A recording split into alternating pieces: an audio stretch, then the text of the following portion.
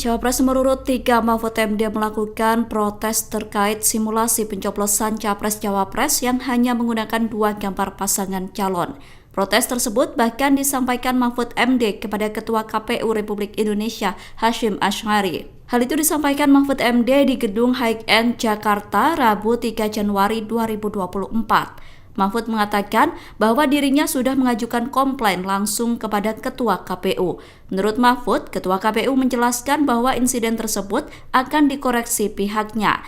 Mahfud kemudian mengusulkan agar simulasi dilakukan dengan menggunakan 4 pasangan calon. Sementara itu, KPU sebelumnya telah mengklarifikasi terkait simulasi pencoblosan yang hanya menggunakan 2 paslon itu.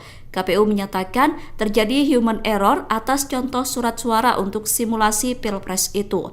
Pihak KPU mengklaim tidak ada motif apapun kecuali kehilafan. Ketua Divisi Teknis KPU kemudian meminta agar KPU daerah menghentikan kegiatan simulasi dengan menggunakan surat suara tersebut. KPU daerah diminta menggunakan contoh surat suara dengan gambar minimal 3 pasangan calon atau lebih. Menko Polhukam RI sekaligus calon wakil presiden nomor urut 3 Mahfud MD menanggapi pertanyaan wartawan perihal siaran langsung atau live yang ia lakukan di media sosial TikTok. Dilansir dari tribunnews.com pada Selasa 2 Januari 2024, Mahfud MD mengaku sudah lama bermain media sosial. Ia juga membantah anggapan dirinya mengikuti apa yang dilakukan calon presiden Anies Baswedan. Hal tersebut disampaikan Mahfud seusai berziarah ke makam Wakil Presiden pertama Republik Indonesia, Muhammad Hatta atau Bung Hatta, di Tanah Kusir, Jakarta Selatan pada Selasa 2 Januari. Seperti diketahui, sebelumnya Mahfud sendiri telah sering berkomentar atau menanggapi pertanyaan-pertanyaan warganet di akun media sosial X miliknya.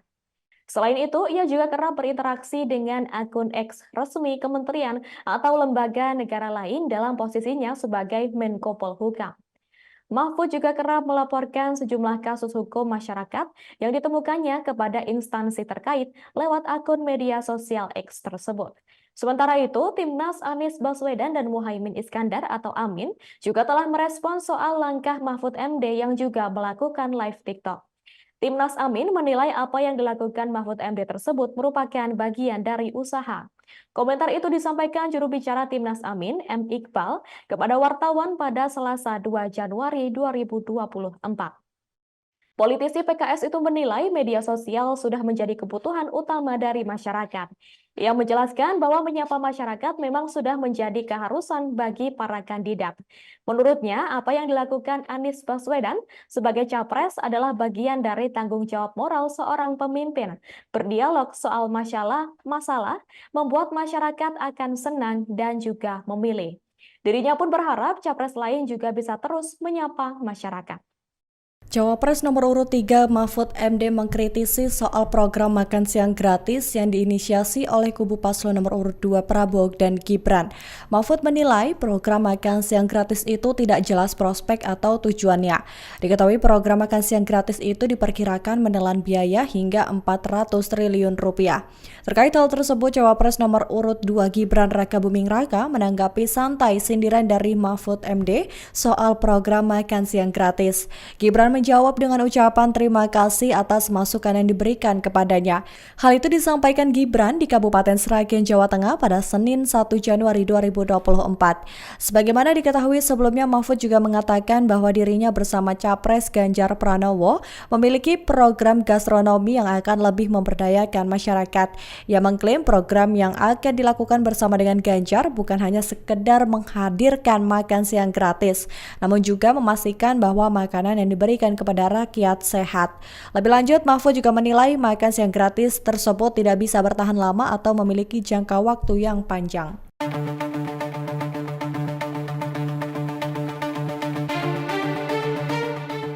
Sejumlah anggota Satpol PP Garut diberikan sanksi setelah video dukungan kepada Gibran Rakabuming Raka viral di media sosial.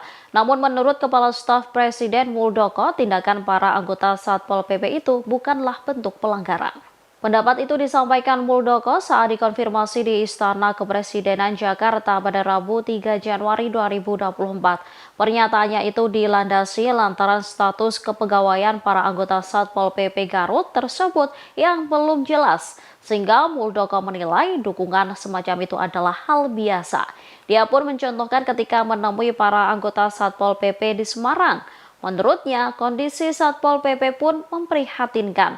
Hal tersebut karena anggota Satpol PP tidak diarahkan apakah melalui jalur ASN atau P3K. Sehingga Muldoko menilai video dukungan dari Satpol PP Garut itu adalah wujud penyampaian aspirasi. Diketahui dari video yang viral terlihat sejumlah anggota Satpol PP Garut menyampaikan narasi Indonesia membutuhkan pemimpin di masa depan. Lantas mereka mengeluarkan gambar wajah Gibran. Pasca viralnya video tersebut, pihak Satpol PP Garut pun langsung memberikan sanksi kepada anggotanya tersebut. Kepada Bapak Prabowo Subianto, Pimpinan Pondok Pesantren Buntet Cirebon Kiai Haji Adib Rofiuddin Iza mengalihkan dukungannya kepada pasangan Prabowo Subianto Gibran Rakabuming Raka. Dengan begitu Kiai Haji Adib membantah kabar soal dukungan kepada pasangan Ganjar Pranowo Mahfud MD dalam pemilihan presiden 2024.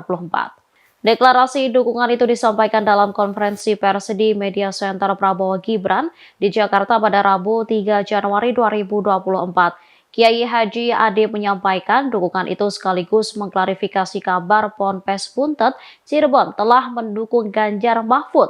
Menurutnya, pernyataan dukungan kepada paslon nomor urut 3 sebelumnya itu hanya dinamika politik. Lebih lanjut, Kiai Haji Adib pun berdoa agar Prabowo Gibran bisa terpilih menjadi pemimpin bangsa. Tanya itu, ia pun berharap pasangan calon nomor urut 2 itu bisa memajukan dan mensejahterakan masyarakat Indonesia.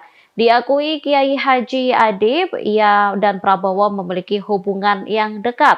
Sementara itu, Ketua TKN Prabowo Gibran, Rosan Ruslani menyampaikan apresiasi atas dukungan yang diberikan Ponpes Buntet Cirebon. Baginya, dukungan itu memiliki arti yang besar dalam memenangkan Prabowo Gibran. di antara bapak-bapak, saudara-saudara, apa yang dibicarakan masalah beberapa perjalanan saya. Kalau bahasa sekarang mungkin itu adalah dinamika politik. Maka kalau kata Pak Kiai tadi, kata baik janu kata jelaskan. Makanya di sini saya jelaskan kepada semuanya, Bapak Ibu, klarifikasi bahwa saya sesepuh dan pimpinan Pondok Pesantren Buntet sudah menyatakan mendukung dengan penuh kepada Bapak Prabowo Subianto sebagai presiden dan kepada Mas Gibran Raka Buming namanya Luka Saleh Raka Buming Raka. Mari kita bersama-sama menuju beliau, insya Allah dengan ridho berkah dari Allah Subhanahu Wa Taala, beliau akan mampu memimpin bangsa ini dan insya Allah bisa amanah memajukan, mensejahterakan bangsa rakyat Indonesia. Kalau tadi dikatakan oleh Pak Iwan akan bisa memajukan bangsa Indonesia dan negara berkembang sampai negara. Dan kita harus mempunyai keyakinan seperti itu. Dan insya Allah Pak Prabowo akan bisa didampingi oleh Mas Gibran.